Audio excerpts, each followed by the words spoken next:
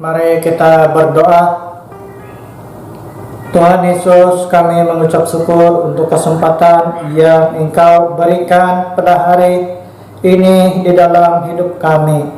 Tuhan, kami mohon supaya kami dapat fokus untuk pendengaran firman Tuhan pada hari ini. Biarlah segala sesuatu yang mungkin menghalangi kami ataupun mengganggu kami daripada mendengar pemberitaan firman Tuhan ini, dengan kuasa nama Yesus Kristus kami ikat, usir dan jauhkan semuanya itu dari tempat ini.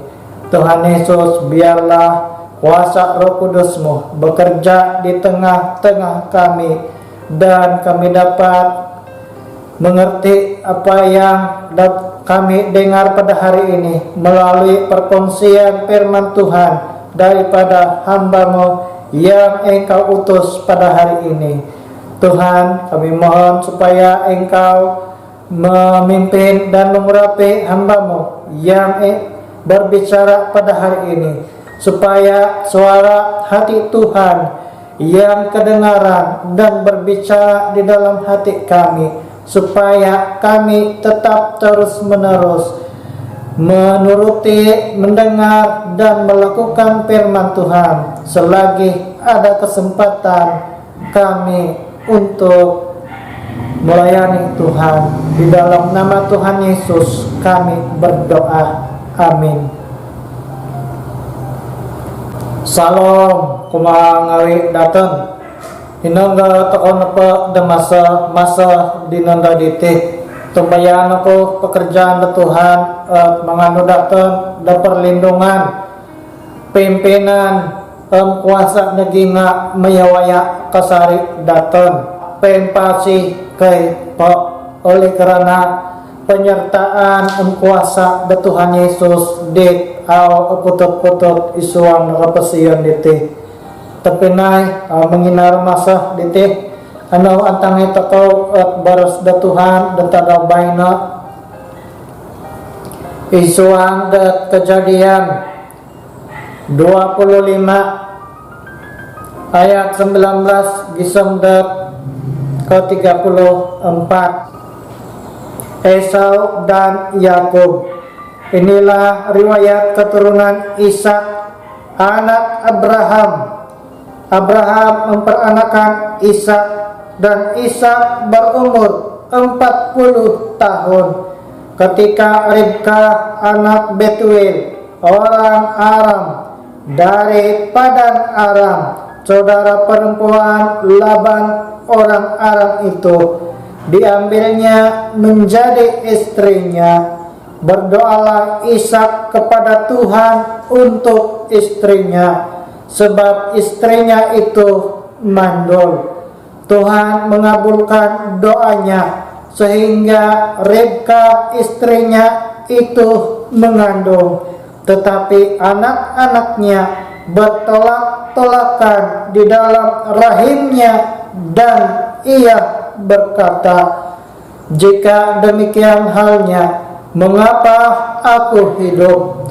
Dan ia pergi meminta petunjuk kepada Tuhan. Firman Tuhan kepadanya, "Dua bangsa ada dalam kandunganmu, dan dua suku bangsa akan berpencar dari dalam rahimmu. Suku bangsa yang satu akan lebih kuat dari yang lain, dan anak yang tua akan menjadi hamba kepada anak yang muda."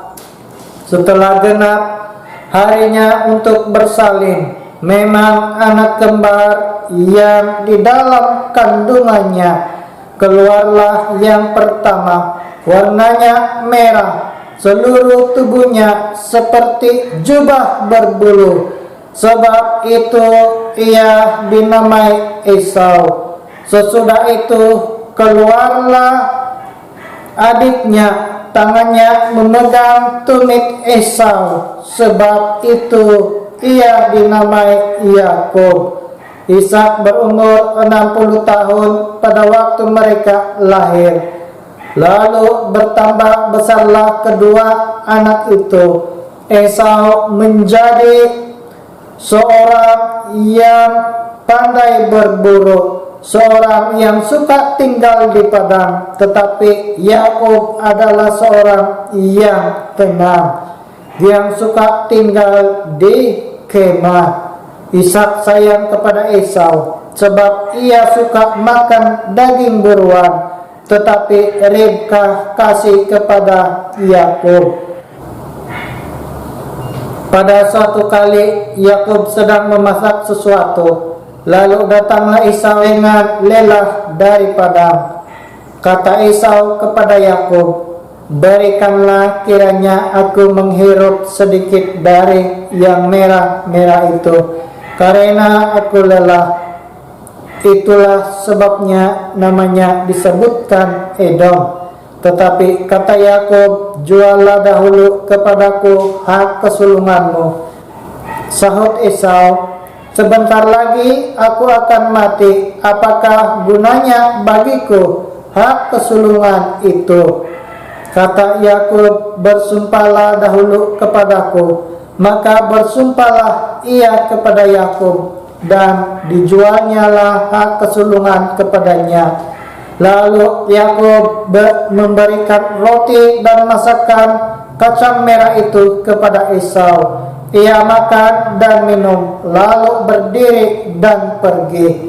Demikianlah Esau memandang ringan hak kesulungan itu.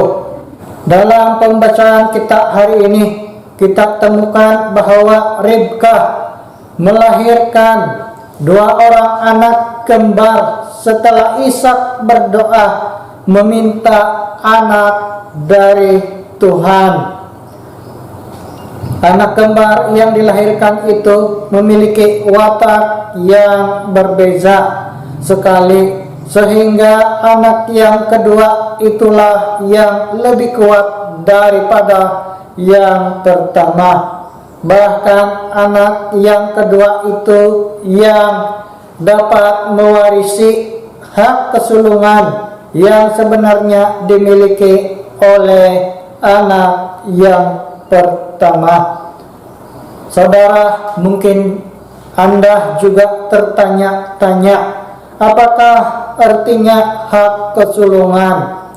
Saudara, untuk mendapat hak kesulungan ada beberapa kriteria yang harus dimiliki oleh seseorang. Walaupun ia adalah anak sulung, ada kemungkinannya juga ia tidak akan mendapat hak kesulungannya dan berkat yang kekal itu seperti mana yang seharusnya terjadi. Saudara, berkat dan hak kesulungan itu tidak sama. Berkat itu adalah berkat bagi semua orang, tetapi hak kesulungan itu hanya hak seorang anak yang sulung di dalam sebuah keluarga. Tidak semua anak-anak akan mendapat hak kesulungan, tetapi lain halnya dengan Yakub dan Esau ini. Saudara, ada beberapa syarat-syarat ataupun kriteria seseorang yang layak untuk mendapat hak kesulungan. Kriteria yang pertama untuk mendapat hak kesulungan ialah ia harus mengabdikan hidupnya kepada Allah. Yang kedua, ia harus taat kepada tuntutan-tuntutan ilahi, seperti di dalam hal pernikahan, di dalam keluarga, di dalam kehidupan sosial dan juga masyarakat. Pendek kata, ia harus dapat mengikut peraturan dan sesuatu hal-hal yang telah ditentukan sesuai dengan kehendak Tuhan di dalam kehidupannya. Yang ketiga, ia harus meminta petunjuk dari Tuhan ketika melakukan apapun kehendak di dalam kehidupannya. Dan yang keempat, kriteria hak kesulungan ini, ia harus memiliki kehidupan yang baik dalam keagamaan dan semua hal yang berhubungan dengan Tuhan. Saudara, apakah pengajaran-pengajaran penting yang dapat kita perolehi pada hari ini di dalam pembacaan kita? Saudara, berkat yang kekal adalah milik orang yang peduli akan Tuhan. Sama seperti Yakub, ia adalah seorang yang dapat mengabdikan hidupnya kepada Allah berbanding dengan Esau. Yakub memiliki berkat yang kekal daripada Tuhan. Yakub dapat mewarisi berkat daripada orang tuanya dan hak kesulungan yang sepatutnya diperolehi oleh Esau. Karena Esau suka hidup bebas dan ia tidak mau dikekang oleh apapun peraturan-peraturan, sehingga ia terbatas melakukan apa yang diinginkan oleh hatinya. Bahkan di dalam pembacaan kita hari ini, saudara, di dalam ayat ke-32 sampai ayat yang ke-34, Esau sepatutnya mendapat hak kesulungan, tetapi ia berpikir hak kesulungan itu tidak berguna di dalam kehidupannya berbanding dengan semangkuk makanan kacang merah, dan ia sanggup menjual hak kesulungannya kepada Yakub. Saudara, harus kita tahu bahwa di dalam kehidupan masyarakat kuno, janji dan berkat yang diucapkan oleh orang yang hampir meninggal itu sangat penting, dan itu adalah sesuatu perkara yang sah dan tidak dapat ditarik kembali setelah diberikan kepada orang lain. Apapun yang dikatakan orang yang memberi berkat tersebut, itu seperti sesuatu perjanjian yang sah dan tidak dapat ditarik kembali. Saudara, itulah yang terjadi dengan Yakub dan Esau. Esau bukan saja memandang ringan hak kesulungan tersebut, tetapi ia juga tidak dapat hidup sesuai dengan tuntutan-tuntutan Allah di dalam kehidupannya. Bahkan ia lebih suka memilih hidup bebas tanpa Tuhan, tanpa ia perlu meminta petunjuk daripada Tuhan di dalam apapun yang perlu ia lakukan. Saudara, jika lihat daripada kriteria hak kesulungan, Esau tidak sanggup dan tidak mau untuk hidup mengabdi kepada Allah, dan ia tidak mau untuk meminta petunjuk selalu daripada Tuhan, melainkan ia mau hidup sesuai dengan kehendak hatinya sendiri. Berbeza dengan Yakub. Yakub mendapat berkat yang kekal dan juga hak kesulungan yang istimewa milik Esau itu, karena ia sanggup dan ia dapat mengabdikan hidupnya kepada Allah. Esau adalah orang yang tidak dapat menuruti peraturan dan hidup sesuka hatinya. Dengan kata lain, ia hidup tanpa perlukan Tuhan dalam segala apapun yang ia lakukan, sehingga ke suatu peristiwa ia menyebabkan ke orang tuanya sakit hati karena Esau kawin dengan wanita-wanita Kanaan yang menyembah berhala, yang merupakan kekejian bagi Tuhan.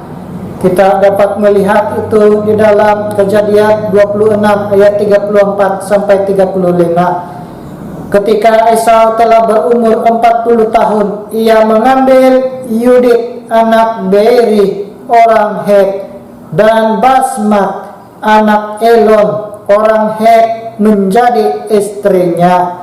Kedua perempuan itu menimbulkan kepedihan hati bagi Ishak dan bagi Ribka. Saudara, jelas di dalam pembacaan tersebut bahwa terbukti Esau hidup sesuka hatinya. Esau hidup dengan keinginan hatinya sendiri. Ia tidak peduli dengan perintah Tuhan. Ia tidak senang dikongkong oleh peraturan ataupun perintah Tuhan, sehingga ia mengambil beberapa orang perempuan yang menyembah berhala sebagai istrinya. Saudara, Yakub mendapat berkat dan hak kesulungan yang istimewa daripada orang tuanya, karena ia adalah seorang yang tenang. Ia adalah seorang yang suka berpikir sesuatu yang penting di dalam kehidupannya, sehingga ia dapat mengabdikan hidupnya bagi Tuhan. Dan itu terbukti pada waktu ia melarikan diri dari hadapan abangnya. Ia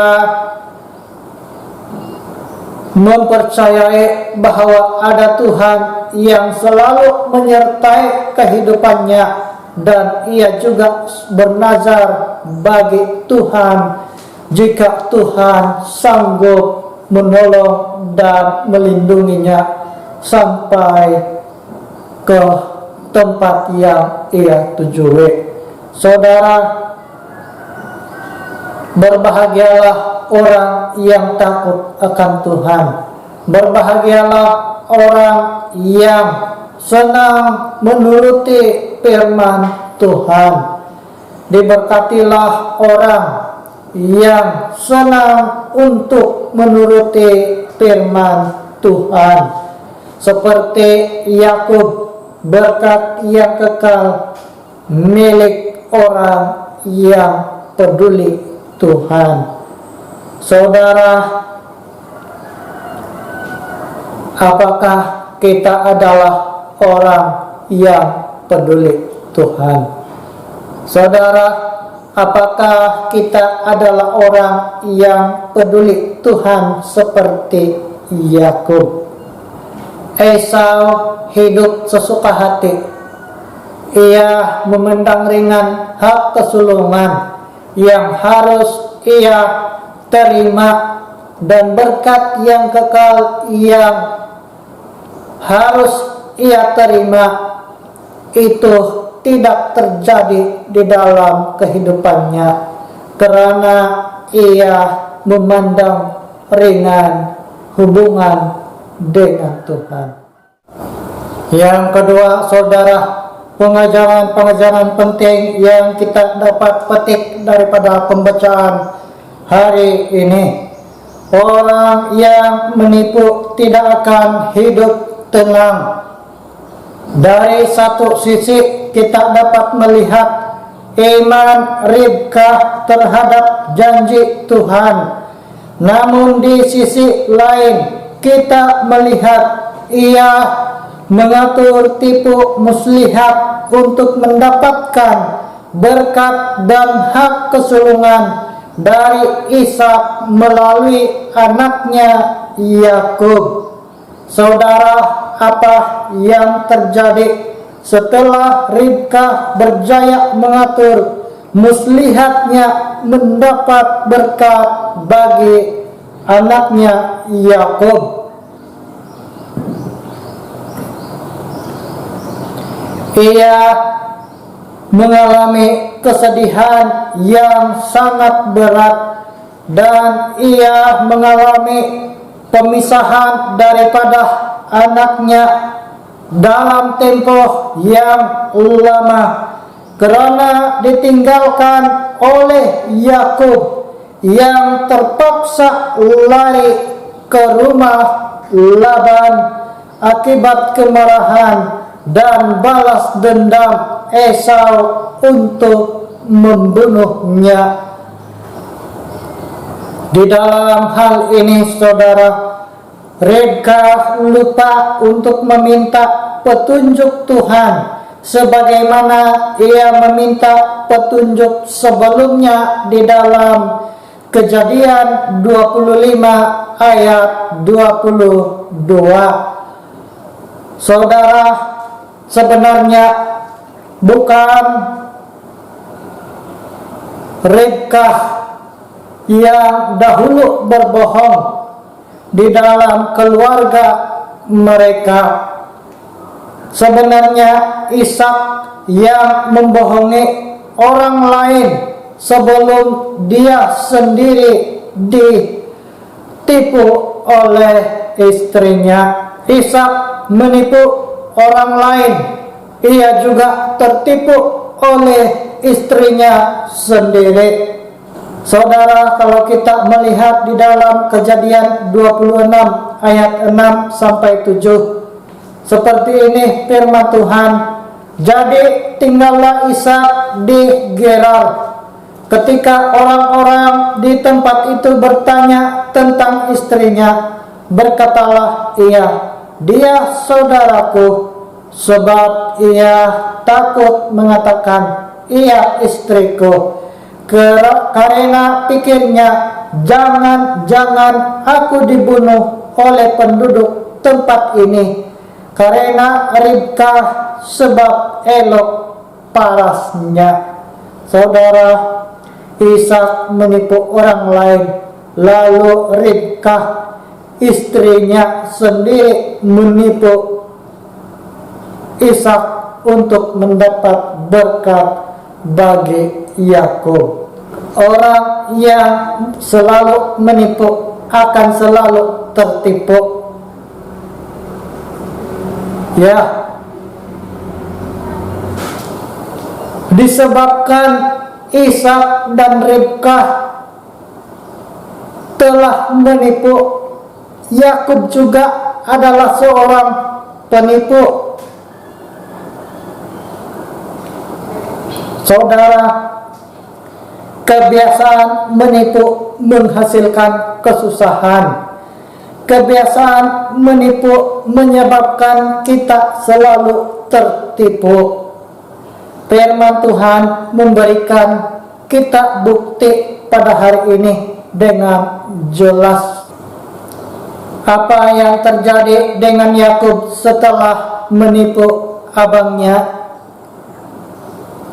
Apabila Yakub menipu abangnya, ia dikejar, diburu oleh Esau untuk dibunuh sehingga ia terpaksa lari ke rumah Laban yang jauh daripada keluarganya selama bertahun-tahun. Saudara, demikian juga dengan Ribka yang memaksa Yakub untuk menipu bapaknya mendapat berkat hak kesulungan. Ia juga terpaksa menghadapi kesedihan bertahun-tahun, bahkan sehingga ia mati karena terpaksa berpisah dengan anaknya demi keselamatan anaknya yang diburu oleh abangnya. Saudara, Yakub juga pada waktu ia lari ke rumah Laban, ia juga tertipu oleh karena ia menipu. Kalau Yakub menunggu waktu Tuhan untuk bertindak memberikan hak kesulungan itu kepadanya, ia tidak perlu lari ke rumah Laban untuk menyelamatkan diri daripada buruan abangnya sendiri. Saudara, apa yang terjadi kepada Yakub setelah menipu abangnya? Yakub juga tertipu oleh karena ia menipu. Ia harus bekerja selama 7 tahun lagi untuk mendapatkan Rahel sebagai istrinya. Yakub juga tertipu oleh karena ia menipu. Ia harus bekerja selama 14 tahun untuk mendapatkan Rahel. Saudara, orang yang menipu tidak akan tenang di dalam hidupnya. Orang yang tidak jujur, pekerjaannya tidak akan pernah tidur dengan tenang. Orang yang melakukan pekerjaan bukan dengan ketulusan tidak akan tenang di dalam apapun keadaan hidupnya. Di dalam Amsal mengatakan, sifat yang diinginkan pada seseorang ialah kesetiaannya. Lebih baik orang miskin daripada seorang pembohong. Takut akan Allah mendatangkan hidup, maka orang bermalam dengan puas tanpa ditimpa malapetaka. Saudara, orang yang hidup dalam kebohongan, orang yang penuh dengan tipuan, mereka juga akan menunggu waktu dibohongi dan tertipu daripada orang lain. Kita tahu daripada firman Tuhan hari ini bahwa orang yang menipu akan selalu tertipu. Mulanya Ishak menipu orang di Gerar, mengatakan Ribka itu bukan istrinya tetapi saudaranya. Ia juga tertipu oleh istrinya. Bahkan anaknya juga adalah seorang penipu, dan anaknya lari daripada keluarganya setelah diburu oleh abangnya. Ia sampai ke rumah Laban. Yakub juga ditipu oleh Laban. Saudara, sangat menyedihkan jika terdapat keluarga Kristen yang menjadikan kehidupan tipu ini sebagai suatu budaya untuk menyelamatkan diri, ataupun diajarkan kepada anak-anak, karena tanpa kita sadari, orang yang selalu menipu akan selalu ditipu, dan ia selalu hidup di dalam keadaan yang tidak aman selagi ia belum mengakui dosanya di hadapan Tuhan. Saudara,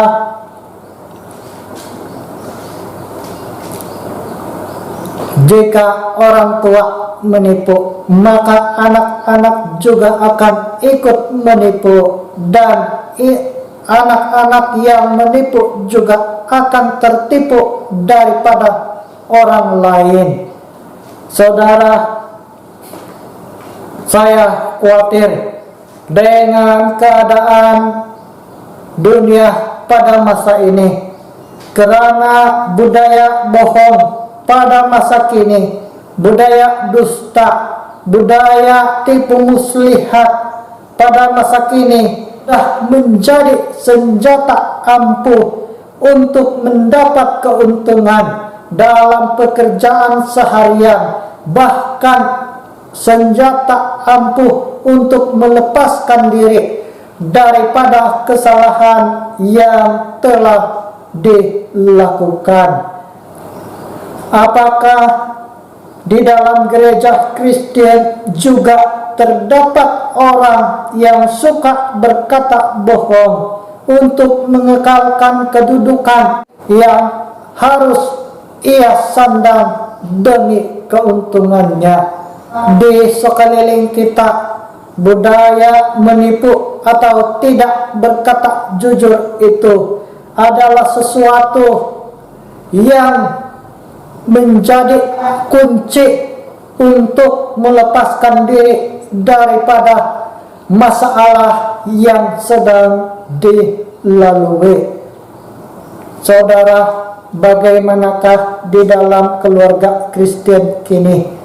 Apakah terdapat orang tua yang seringkali mengatakan dusta kepada anak-anak, sehingga anak-anak pun menjadikan budaya dusta itu suatu kelebihan, keuntungan, dan kekuatan untuk menghadapi masalah di dalam kehidupan mereka. Saudara, ingatlah firman Tuhan hari ini. Tetapi suatu hal yang perlu kita ingat pada hari ini ialah seperti yang terdapat di dalam Amsal 19 ayat 22 sampai 23. Sifat yang diinginkan pada seseorang ialah kesetiaannya. Lebih baik orang miskin daripada seorang pembohong. Takut akan Allah mendatangkan hidup, maka orang bermalam dengan puas tanpa ditimpa malapetaka. Saudara, yang ketiga, kasih sayang sebuah keluarga menentukan harga sebuah kehidupan. Maksud saya kehidupan yang bermakna di hadapan Tuhan. Kejadian 25 ayat 28.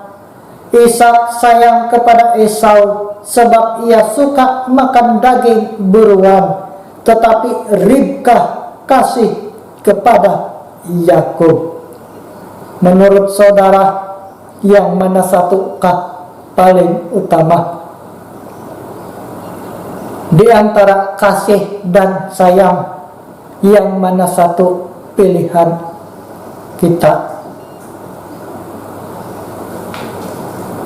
Ribka dan Ishak tidak sehaluan dalam mengambil keputusan untuk anak-anaknya.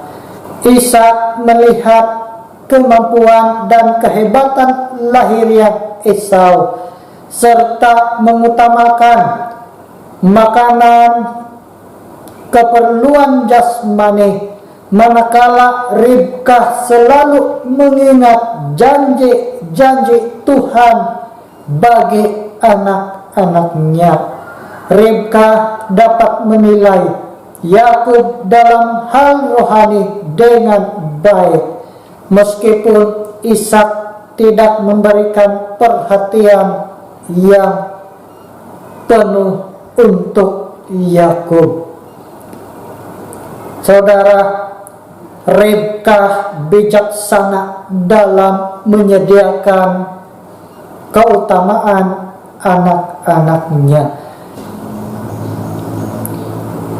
Ribka tidak meremehkan hak-hak kesulungan dan berkat kekal bagi anaknya. Sesuai dengan janji Tuhan, Ishak gagal memperhatikan kepentingan rohani bagi Esau karena merasa kagum dengan kehebatan Esau berburu, sedangkan Yakub hanya tinggal di dalam kemah.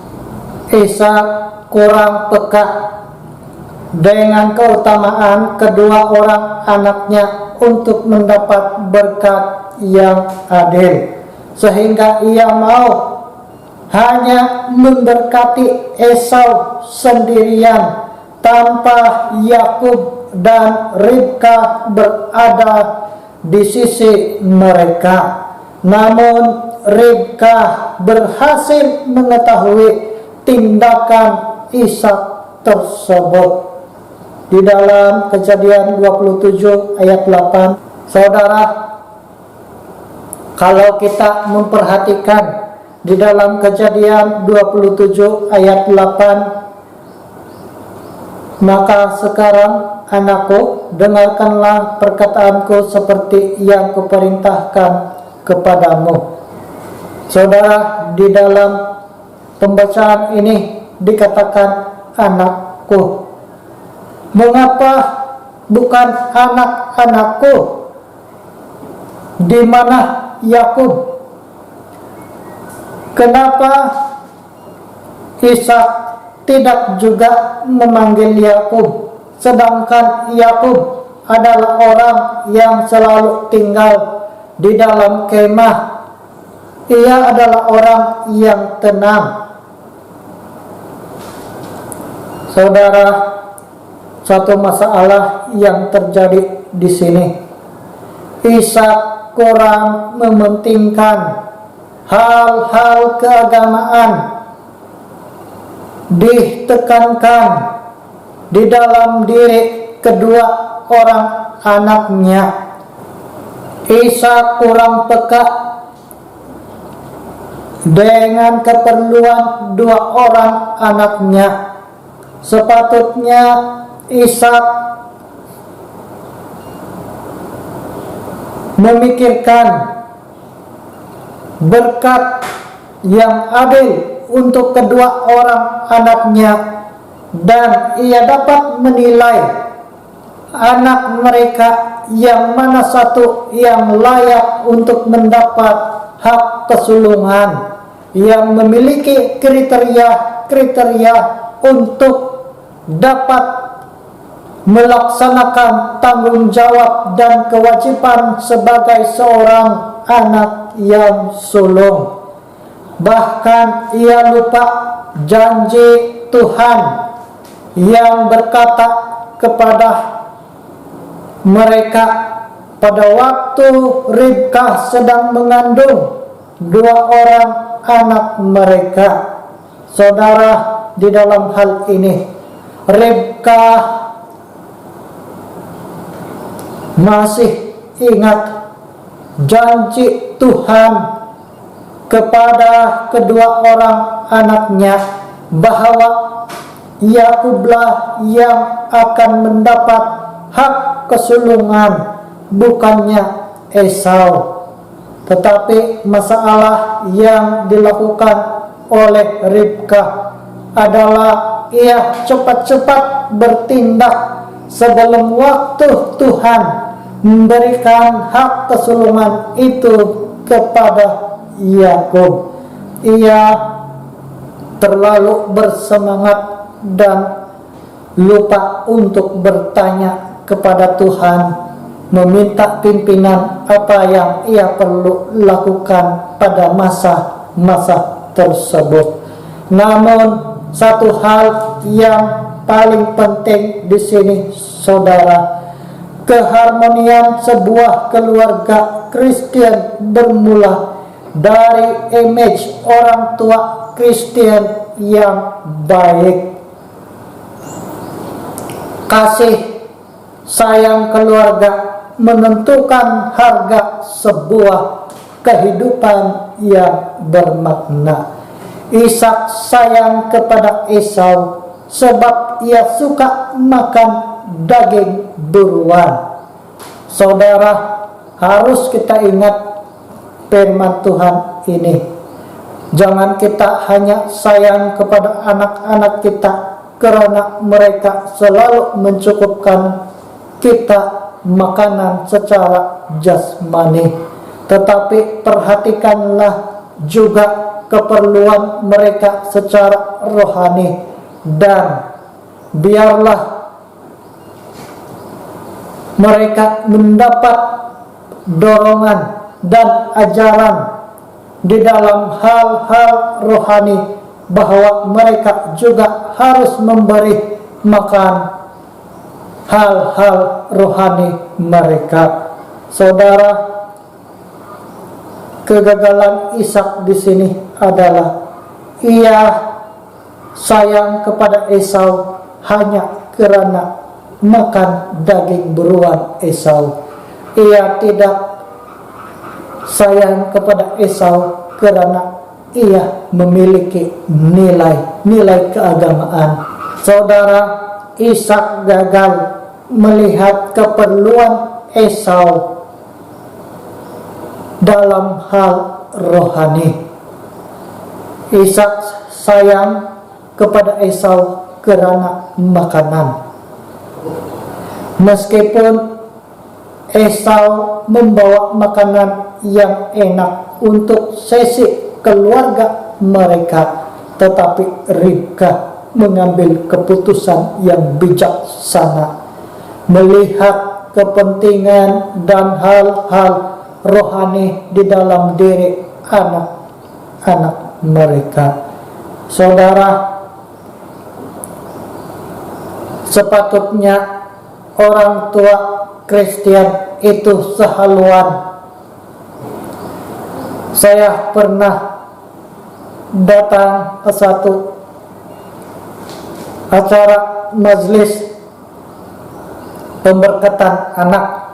Lalu saya bertanya dengan orang tua anak itu, siapa yang bagi nama anak ini?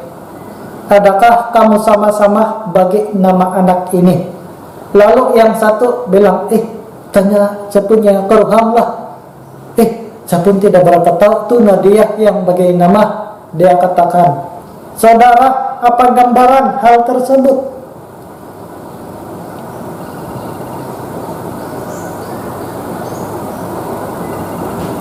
Sebuah keluarga Kristen yang mengenal Tuhan harus sepakat di dalam apapun perkara yang kecil dan besar, apalagi yang berkaitan dengan anak-anak mereka.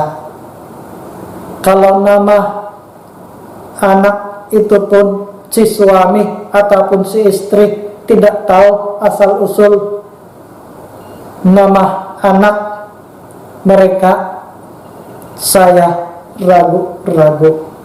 Saudara, Esau adalah gambaran orang Kristen yang tidak setia dan tidak pedulikan Tuhan, yang menjalani sebahagian besar kehidupan dengan bebas tanpa Tuhan. Esau adalah gambaran orang Kristen yang senang hidup tanpa hal-hal kerohanian. Ia menganggap hal-hal yang berkaitan dengan Tuhan adalah sesuatu hal yang ringan dan seperti sebuah cerita dongeng yang tidak berarti bagi kehidupannya. Esau adalah gambaran orang Kristen yang mengagumkan kehebatan lahiriah, keunggulan lahiriah berbanding dengan kepentingan rohani. Ia bahkan tidak berminat langsung tentang hal Tuhan, tetapi tetap mau diberkati oleh Tuhan. Saudara, hal ini tidak boleh terjadi. Saudara, Yakub adalah gambaran orang Kristen yang memiliki tekad. Walaupun ia seringkali menjauh dari jalan Tuhan, ia tetap berusaha untuk mendekat kepada Tuhan, dan ia berusaha untuk kembali kepada Tuhan selagi ada kesempatan. Ia memperbaiki semua kesilapan yang lalu. Saudara, Yakub adalah gambaran orang Kristen yang tenang, yang dapat mengikuti peraturan-peraturan Tuhan, bahkan kewajiban-kewajiban sebagai seorang yang percaya kepada Tuhan. Walaupun kadangkala menyimpang dari cara Tuhan, tetapi ia tetap memiliki kerinduan yang sungguh-sungguh untuk kembali di jalan Tuhan yang benar. Saudara, apakah yang dapat kita simpulkan pada hari ini? Pertama, Tuhan tidak salah berikan berkat kepada siapapun yang sungguh-sungguh takut akan Dia, meskipun kadang-kadang melakukan kesilapan. Yakub adalah seorang penipu, tetapi menyesali perbuatannya, maka Tuhan memberkatinya. Yang kedua, tipu muslihat bukanlah cara terbaik untuk mendapatkan berkat Tuhan. Tipu muslihat menyebabkan banyak masalah dan harus kita hindari. Yang ketiga, keluarga yang hebat adalah keluarga yang dapat mengajar anak-anak mengutamakan Tuhan dalam kehidupan seharian. Keluarga yang hebat bukanlah yang dapat menonjolkan kemampuan lahiriah anak semata-mata, tetapi dapat menanamkan iman dan sikap takut akan Tuhan terhadap anak-anak mereka. Yang keempat, orang tua Kristen adalah guru agama pertama yang dikenal anak-anaknya. Ajaran dan kasih sayang yang diterima anak-anaknya, itulah yang akan menjadi gambaran masa depan mereka. Yang kelima, pimpinan Tuhan adalah hal utama untuk mengenal jalan Tuhan dan mendapat berkat Tuhan yang kekal. Mari kita berdoa. Tuhan Yesus, kami sangat mengucap syukur untuk kesempatan yang Engkau berikan kepada kami hari ini. Tuhan, tolonglah kami supaya kami dapat hidup sesuai dengan jalan-Mu Tuhan. Dan biarlah kami tetap sabar dan setia untuk menunaikan kewajiban kami sebagai orang yang percaya Tuhan. Tuhan, ajar kami supaya tulus dan cerdik di dalam setiap masalah dan kehidupan kami. Ajar kami supaya tetap jujur di dalam apapun keadaan dengan cara yang tidak berdosa, dan kami tetap mengingat bahwa Tuhan peduli.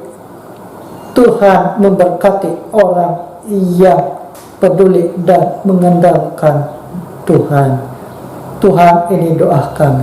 Jadikan kami keluarga dan orang-orang yang beriman, yang dapat mewariskan berkat-berkat yang luar biasa dan ajaib daripada Tuhan.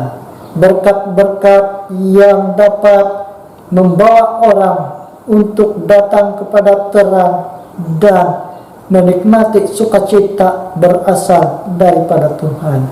Tuhan, ini doa kami. Ingatkan kami pada waktu kami lupa firman Tuhan. Ingatkan kami pada waktu kami lupa teguran Tuhan.